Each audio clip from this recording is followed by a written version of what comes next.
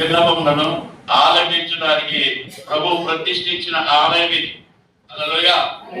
ఆయన ప్రతిష్ఠించిన ఆలయంలో విశ్వాసంతో మనం కూడుకొని మన రెండు చేతులు ఎత్తి ఆయన్ని కనపరచడం, ఆయన స్తుతించడం, ప్రార్థించడం అది ఎంతో మంచిది. హల్లెలూయా. కొన్ని కండిషన్స్ రాశారు చూడండి. ఇక్కడ ఏమంటున్నారు? ఇక్కడ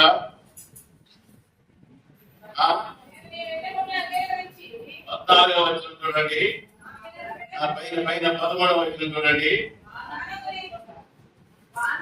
వాన కురియకుండా నేను ఆకాశము మూసివేసినప్పుడే గాని దేశమును నాశనము చేసకు మిడతలకు సెలవిచ్చినప్పుడే గాని నా జనుల మీదికి తెగులు రప్పించినప్పుడే గాని అంటే రప్పిస్తే ఎవరు?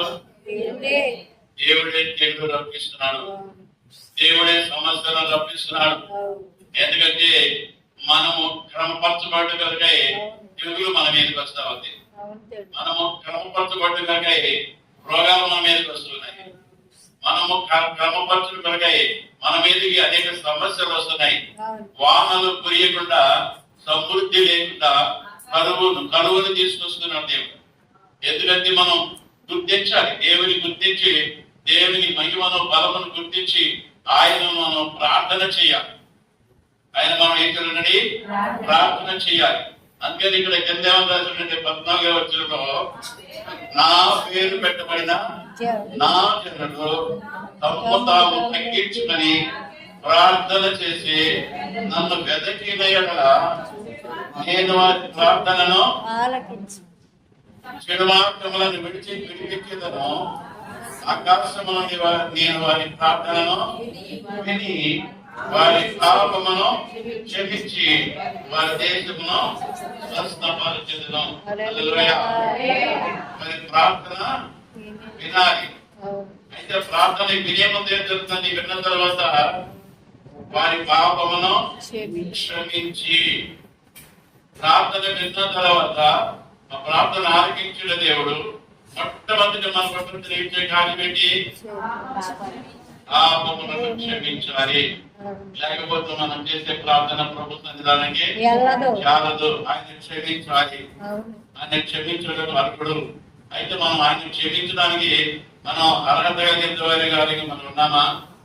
ఆయన ఇంకా మన మీద కోపం ఉన్నదా?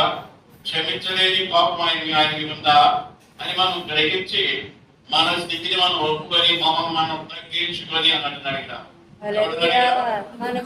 తగ్గించుకొని చేయాలని చెప్తున్నాడు. ఇక్కడ నా పేరు పెట్టబడిన నా జనులు తమ్ము తాము తగ్గించుకొని ప్రార్థన చేసి తగ్గించుకొని ప్రార్థన చేయాలి. హెచ్చించబడి కాదు ప్రార్థన అంటే, హెచ్చించబడి కాదు, తగ్గించుకొని ప్రార్థన చేయాలి. మనం కనబడబెట్టు తగ్గించుకోవాలి. మనం ఎంత తగ్గించుకుంటే అంత మంచిది. అన్న ఎలాంటి ప్రార్థన చేసిందండి? కన్నీరు కాచి కతులు మాత్రం కనబడుతున్నాయి, సౌండ్ లేదు. అక్కడ యాజకుడు అంటున్నాడు, ఏమా పొద్దున్నే మొత్తులాగా వచ్చావా అంటున్నాడు. నేను మొత్తులాగా రాదని అని హృదయ వేదనను ప్రభు సన్నిధానంలో కృపలించుకుంటున్నాను. హల్లెలూయా. నా వేదనను ప్రభు సన్నిధానంలో కృపలించుకుంటున్నాను. హృదయపూర్వకంగా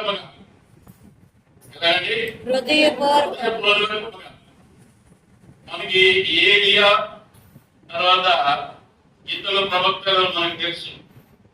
ఇదే రాజకీయంలో అక్కడ ఏలియా గారు ఆయన ఉంటే చక్కగా రాళ్ళు నిలబెట్టి బలిపేట ఏర్పాటు చేసి ఒక చిన్న ప్రార్థన చేశాడు. పై నుండి గొప్ప అగ్ని దిగి వచ్చి ఆ బలిపేట పెట్టినటువంటి పక్షుమాంసమును అయితే దానికి ముందు ఎవరు చేశారు? ఇతర ప్రవక్తలు చేశారు. వాళ్ళు అరిశారు, పంచుకున్నారు,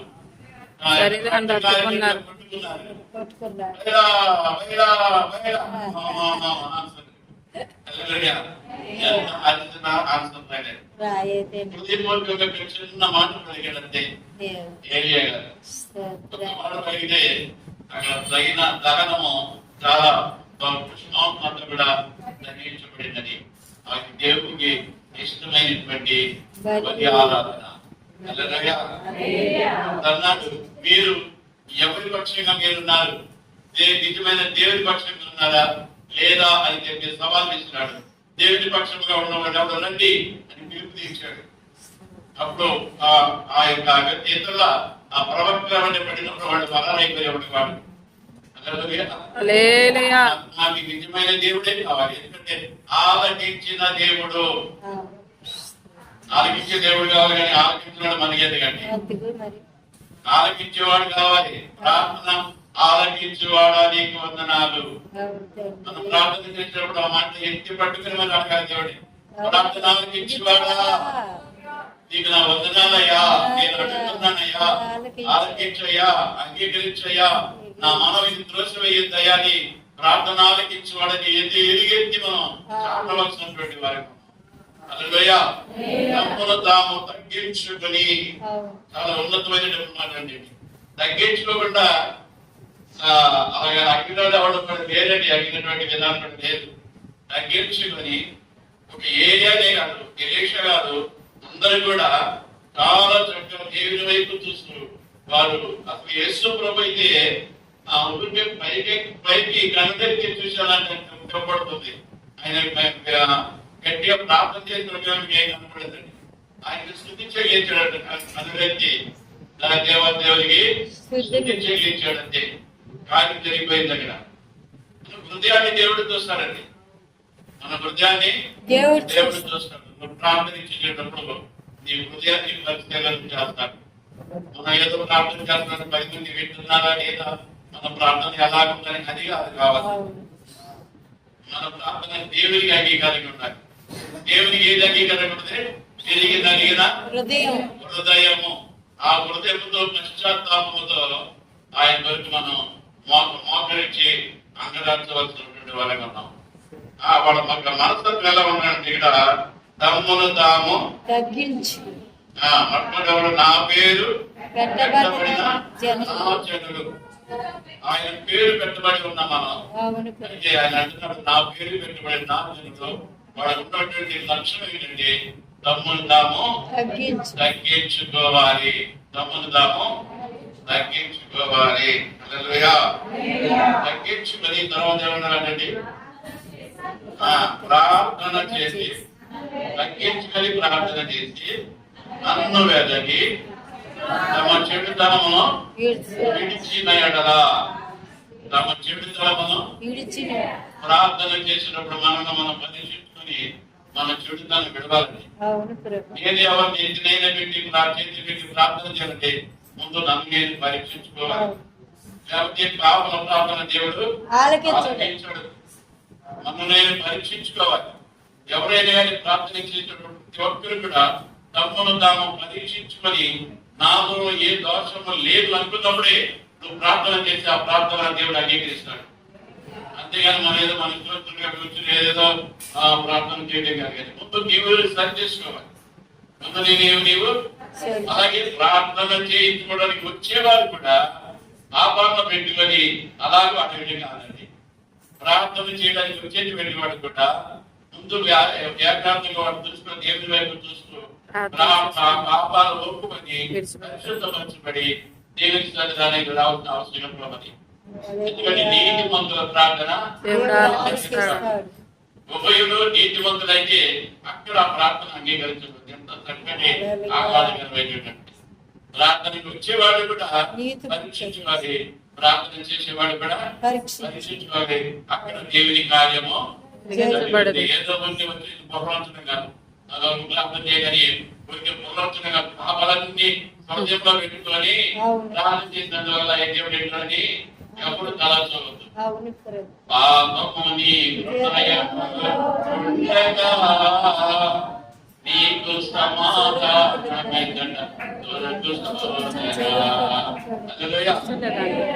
పాపము నీ హృదయంలో ఉండగా నువ్వు ప్రార్థన చేసే ప్రయోజనం ఉంది.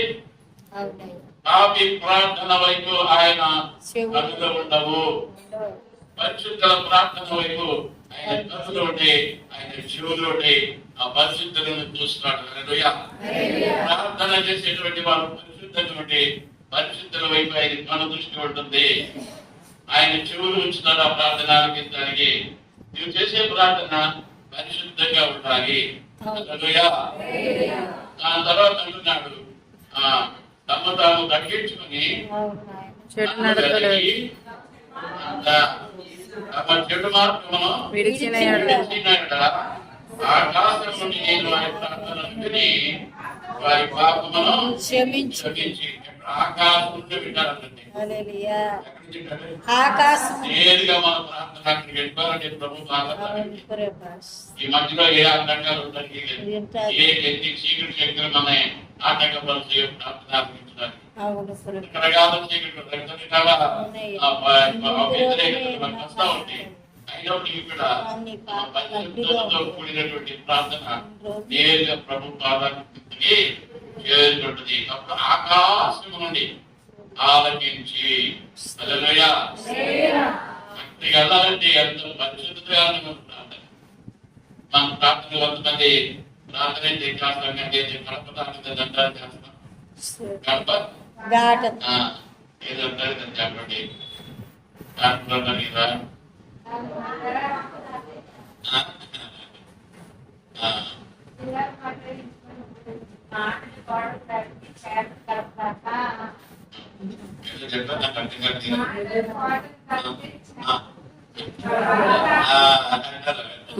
మాటలు కూడా దాని వాళ్ళని ప్రార్థన చేస్తే బొమ్మ దాడుతాం. బొమ్మ కూడా దాడుతాం. అది ఎన్ని కదా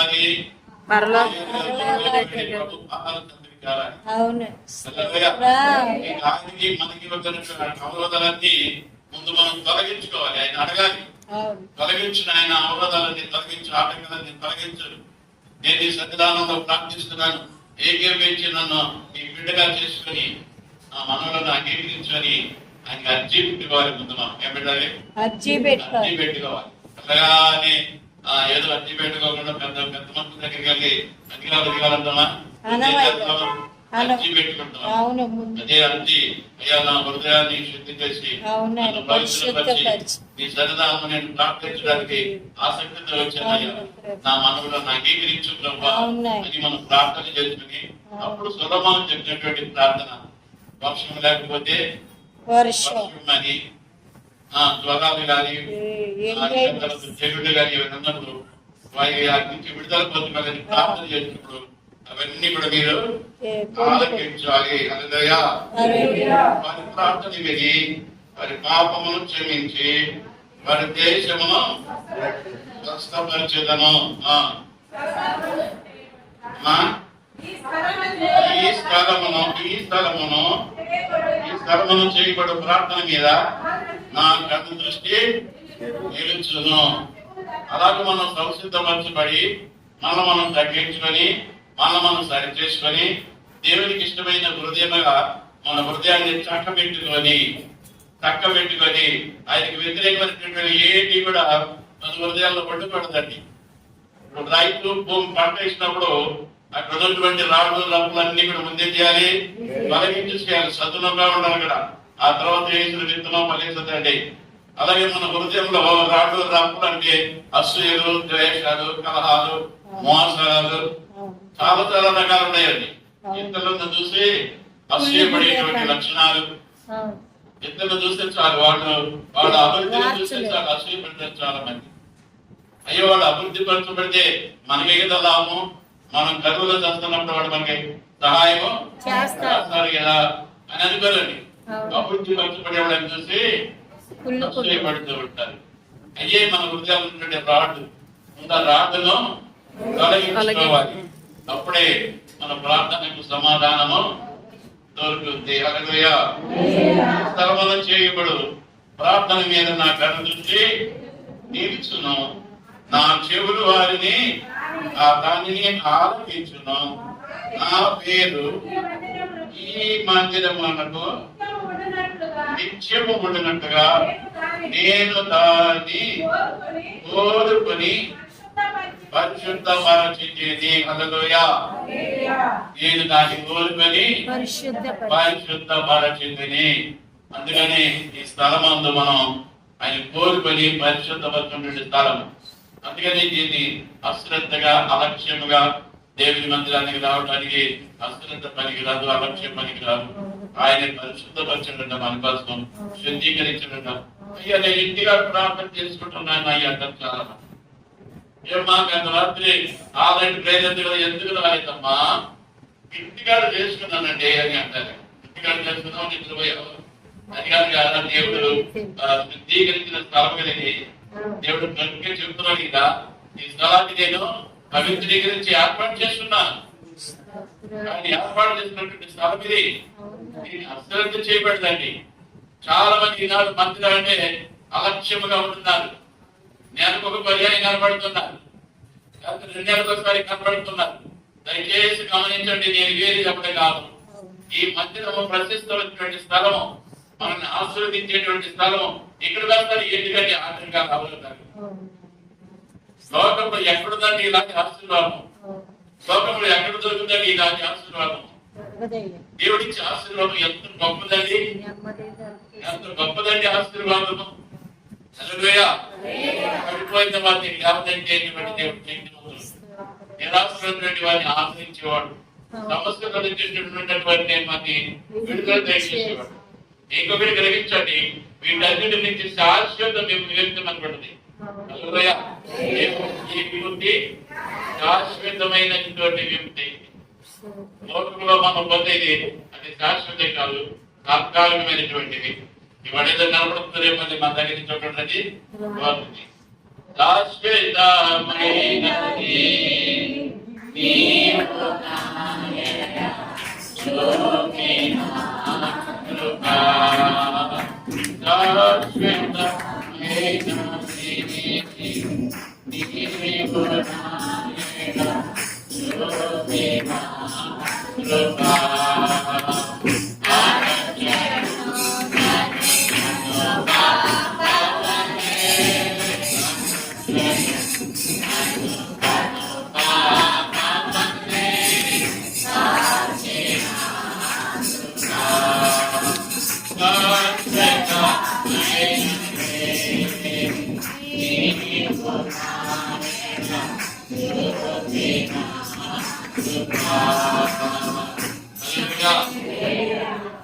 ఇది మనం మొట్టమొదటిగా ఎరిటి మాట చెప్పడానికి ఎందుకు ఇష్టపడ్డానంటే, ఇప్పుడు మన హృదయంలో ఇప్పుడు నాలుగు మాటలు నాటబడితే రేపటి దినమున ఒక్కొక్కటి ఒకటి తీసుకొస్తారు. మందిరం అంటే దీనికి గుణలక్షణానికి దీంట్లో మనం పొందుతున్నటువంటి అవసరం ఉంటుంది. మనం వెళతాం మంది ఇంటికాడ కాదు అని చెప్పేసి మనలాంటి స్వాములతో పెద్ద మంది ఉంటారు, రానటువంటి వారు సాక్షాత్మై చెప్పుకోవాలి. మాట ముందు చెప్తాము. ఈ 3 దినాలు కూడా దయచేసి గమనించండి. సోమరితనంగా ఎవరు ఆగిపోకుండా, ఆగిపోయేవారు ఎవరు ఉంటే ఈ మాట చూపించండి. ఈ స్థలంలో దేవుడు ఆశీర్వదించాడంట. ఆ స్థలంలోకి వెళ్ళి మనం ఆశీర్వాదాలు పొందుకోవచ్చు. రండి రండి అని చెప్పేసి ప్రభు దక్షిణగా రండి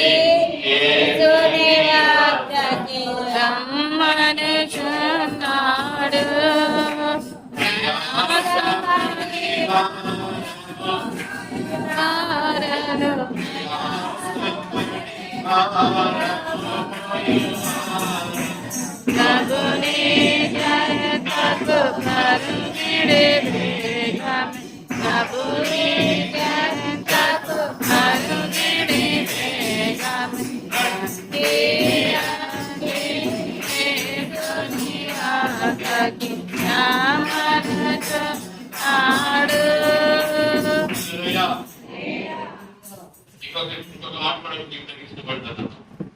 రమ్మని చెప్పిన దేవుడు మనం వస్తామని మన గురించి ఎదురు చూస్తాడు. మనం ఎవరినైనా రమ్మాలనుకోండి వాడు వస్తాడని మనం ఏం చేద్దాం, ఎదురు చూస్తాం. ప్రభు రమ్మని చెప్పినాడు, మనల్ని వచ్చేస్తారని చెప్పేసి ప్రభు మన కొరకు కనిపెట్టుకుని ఉంటారు, కనిపెట్టుకుంటాడండి. అయితే ఇంకా మనల్ని వెళ్దామండి ఆయన ఇసుకుంటే ఆయన కన్నీరు కార్చుకుంటాడు. అయ్యో పెరిగింది నిర్లక్ష్యమైంది కూడా ఉందండి. హృదయం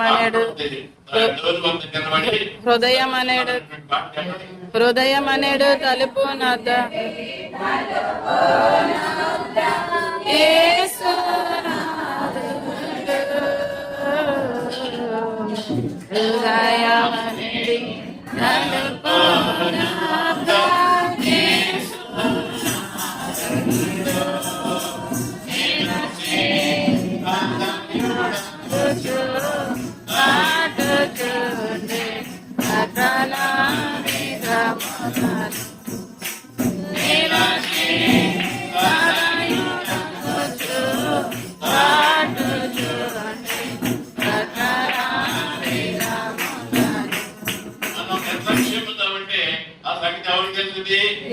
దేవునికి తెలియదా? మనం ఏ నిమిషంలో బయలుదేరేది కూడా దేవుడికి తెలుసు. ఇంకా బయలుదేరట్లేదు, ఇంకా సర్దులేంటి, ఆ సర్దులేంటి, ఈ సర్దులేంటి, ఆయన అక్కడ ఇసుకుంటూ ఉంటాడు, బాధపడుతూ ఉంటాడు. ఆయన రమ్మనగానే వేగిరిపాడు. ఆయన సన్నిధానానికి రావడం నేర్చుకోవాలి. 9 గంటల ప్రార్థన అంటే 11 గంటల దాకా మన ఇష్టంగా వెళ్తూ రావడం అయింది. త్వరపడి ఆయన చెప్పాడు కదా రండి అని, నిన్ను ఆశీర్వదిస్తాడు రా, దీవిస్తాడు రా. హల్లెలూయా. మనకు ఆలస్యం చేసి ఆయన ఏం చేస్తాడంటే తిరిగి వెళ్ళిపోతాడు. కనిపెట్టుకుని మన కొరకు నిలబడినటువంటి దేవుడు. పాడుతున్న పాట కూడా అదే జరిగింది. ఆయన పిలుస్తూ ఉంటున్నాడు కానీ వెండి కుమార్తె ఆలస్యం అవుతుంది, ఆమె ఆయన వెనక్కి తిరిగి వెళ్ళిపోతుంది. తలపు ఎప్పుడైతే వెళ్ళిపోవడం జరిగిందో అప్పుడు తలుపు తీసుకుని ఏడుస్తూ ఉన్నాడు, నా ప్రియుడేడి, నా ప్రియుడేడి, నా ప్రియుడేడి. మీరు చూసారా, మీరు చూసారా, మీరు చూసారా? ఏమా నా ప్రియుడు, నా ప్రియుడు, నా ప్రియుడు ఎవడు? ఈ ప్రియుడేంటి, దాని గుర్తులేంటి, పేరేంటి? నా ప్రియుడు ధవళవంతుడు,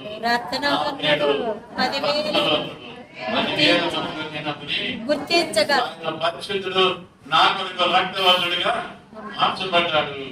ఆయన ఆయన మరణించి 3వ దినమున సమాధి తెరవబడింది. అందరి సమాధులు మూయబడినవి. 10 మందిలో అతని గుర్తింపగలను ఎన్ని సమాధులు ఉంటాయో, కానీ ఒకే ఒక సమాధి లేచి ఉన్నది. అన్ని సమాధులు మూయబడి ఉన్నాయి. ప్రభు సమాధి ఒకటే తెరవబడి ఉన్నది.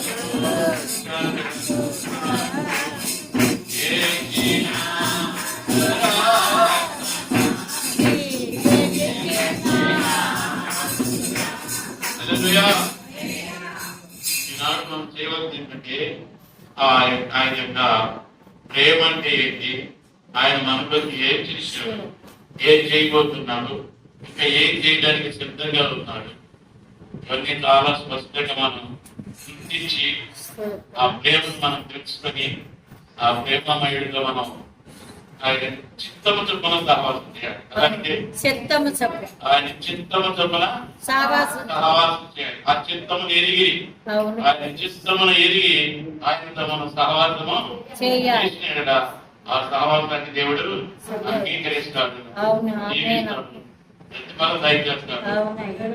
గమనించండి, దానికి వ్యతిరేకంగా మనం ఇప్పుడు చదువుకున్నటువంటి మాటలను బట్టి వ్యతిరేకంగా లేక మనం తగ్గించుకొని సరి చేసుకుని మనం సరి చేసుకుని వెతికి మనలో ఇంకేమన్నా లోపాలు ఉంటాయి. కానీ జరిగేది ఏంటంటే మన లోపాలు ఎదగడానికి ఎదుటి వారి లోపాలు ఏం లోపాలు ఉన్నాయి ఎదిగి 10 మందిలో కంపు ఉంటారు. ఏమంటే అలాంటి వాళ్ళు ఇలాంటి వాళ్ళని ఏమైతే డబ్బు కట్టడానికి వాళ్ళందరూ తయారవుతున్నారు.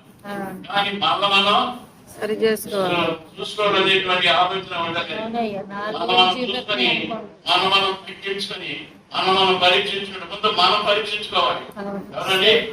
ముందు మనము పరీక్షించుకొని లోటుపాట్లు సరిచేసుకొని దేవుని ప్రశస్తమైనటువంటి మందిరంలో ఆసక్తి కలిగి వచ్చి దేవుని ఆశీర్వాదాలు పొందుకోవడానికి మరి పరిశుద్ధాత్మ దేవుడు మనకి సహాయం చేయగాక.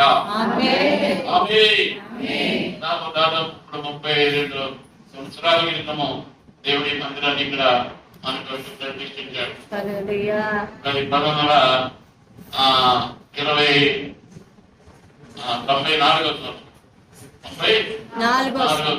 అంటే 6 సంవత్సరాలు 32 సంవత్సరాల దేవుడి ప్రాంతంలో ప్రేమించి చక్కటి మందిరాన్ని దేవుడు ముందు గడ్డితో వేసుకున్నాం, ఆ తర్వాత దాటాకతో వేసుకున్నాం, ఆ తర్వాత నిలగడ్డతో వేసుకున్నాం, రకరకాల గంటి తర్వాత రేకుతో వేసుకున్నాం, ఆ తర్వాత స్లాబ్ వేసుకున్నాం. ఇంకా దానికి తిరిగి బాబులు వచ్చినా ఏమొచ్చినా ఏమి ఇబ్బంది చూపించి మంచిగా పూర్తి చేసి ఉన్నతమైనటువంటి స్థలం మనకి దేవుడు మనకి అనుగ్రహించి ఈ మందిరమును దీవించి మనకి అప్పగించాడు.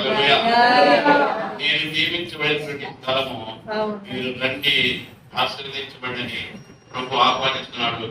దయచేసి నిర్లక్ష్య వైఖరి వద్దని ప్రభు గారితో మనం చేస్తున్నాం. మన ఇష్టం వచ్చినప్పుడు రావడే కదండి, ఆయన నిలబడ్డాడు, పిలుస్తున్నాడు, మన కోసం వెయిటింగ్ చేస్తున్నాడు. ఆయన చిత్తం మనగా గమనించాలి కానీ నా ఇష్టం వస్తాను కానీ పెట్టడం అదంతా సామాన్య సమంజసము. తోటి మానవుల విషయంలోనే వస్తానన్న దైవం మనం వెళ్ళిపోతే అయ్యో ఏమనుకుంటారో నీకు భయపడతాం కదా. మరి ఆయన మీరు రండి నేను ఇక్కడ ఉంటానని చెప్పాడు కదా, మీరు రండి మిమ్మల్ని జీవిస్తాను ఆశీర్వదించడం నేను పిలిచాడు కదా. మనం ఎందుకు ఆలస్యం చేయాలి? మందిరమునకు రావటమును ఆలస్యం పనికిరాదు. వచ్చిన తర్వాత కూడా మనం అక్కడికి ఇక్కడే ఉన్నారు కానీ మన మనసులో పోగొట్టు. మన మనసులో ఆయన మాట్లాడతారు. ఎవరితో మాట్లాడతారు? ఆయన ఆత్మ అన్నారు కనుక ఆత్మతో ఆయన మాట్లాడుతూ ఉంటాడు. అలాగే మనం ఇక్కడే ఉండాలి, మన మనసు ఇక్కడే ఉండాలి, దేవుని వైపు చూడాలి, చాలా ప్రశాంతంగా దేవునితో సవాసం చేయాలి. ఆయన మనతో మాట్లాడతాడు. హృదయంలో చేర్చబడతాయి. మన హృదయం ఎక్కడెక్కడో తిరుగుతుంటే ఆ మాట మన హృదయంలో ఎన్నిసార్లు విన్నాడు. బాప్తిసం తీసుకోవడానికి తటపటాయిస్తున్నారు. కొన్ని నెలలు కొన్ని సంవత్సరాలు చూద్దాం చేద్దాం అంటున్నారు. కారణం ఏంటంటే వినలేదు, వినడం వల్ల విశ్వాసము వింటలేదు. వస్తున్నారు ఇక్కడికి బొమ్మల్లాగా వస్తున్నాం, ప్రాణం లేని జీవులాగా వస్తున్నాం. వచ్చినట్టు మనము వెళ్ళిపోతున్నాం. అలా కాదు, ఆయన మాట వింటే ఆ మాట మన హృదయంలో పనిచేస్తుందండి. ఆ మాట మన హృదయంలో ఎప్పుడైతే అబద్ధాలు ఆడకూడదు, అబద్ధికుడు దేవుని రాజ్యానికి వారసుడు కాదు, అది సైతం లక్షణమని ప్రభు చెప్పి ఉన్నాడు. మనం భయపడాలి అంటే అబద్ధం ఆడడానికి మన నోరు రావడానికి వీళ్ళు అబద్ధాలు ఆడకూడదండి. అబద్ధాలు అంటే బూతులు అంటే చాలా హేయమైనటువంటివి. ఇదంతా మాట్లాడకపోతున్నారు. అబద్ధాలు బూతులు చాలా స్వల్పమైనటువంటి ఖర్చు పెడితే చేయగలిగేదా, ప్రయత్నపడదు కదా. అందుకే నోటికి వచ్చినట్టుగా మాట్లాడటం, నోటికి వచ్చినట్టుగా చేయడం, అబద్ధాలు, అన్యాయం, మోసం, ఇవన్నీ కూడా హేయమైనటువంటివి. ఇక్కడికి వచ్చి మనం నేర్చుకోవాలి. నేర్చుకునేది ఇది మరి శ్రేష్టమైనటువంటి పవిత్రత గురించి నేర్పించే పాఠశాల. ఏ పాఠశాల? పవిత్రత, పరిశుద్ధత, నీతి, యథార్థత, సంతోషం, సమాధానం, ఆనందం, ఇలాంటి మంచి అది నేర్పించే పాఠశాల. ఇది చెడు నేర్పించే పాఠశాల. ఇది చెడు నేర్పించే పాఠశాల. ఇది లోకం అంటే లోకం. విద్యను నేర్పించేది పాఠశాల. బయట ఎక్కడ కూర్చొని చదవస్తున్నాయి. ఇక్కడ మంచి నేర్చుకోవాలంటే దేవుని పాదాల దగ్గరికి రావాలి. మంచివాడు ఏంటయ్యా, ఆయనకి మించిన మంచివాడు ఎవరు ఉంటే చెప్పండి. పని ఆయనకి మించిన వాడు ఎవరు, మంచివాడు ఎవరు? ఆయన దగ్గరికి వచ్చినవాడు మంచి నేర్చుకుంటానికి, మంచి నీ జీవితంలో ఆశీర్వదిస్తుంది, నీ జీవితంలో మేలులు కలిగిస్తే మనం మంచిగా బ్రతకడానికి ఆ మంచి వాడైనటువంటి ప్రభు సన్నిధానంలో నిరంతరము క్రమముగా కూడుకోవడానికి పరిశుద్ధాత్మ దేవుడు మనకి సహాయం చేయను గాక. ఆమేన్. ప్రార్థన చేసుకుందాం.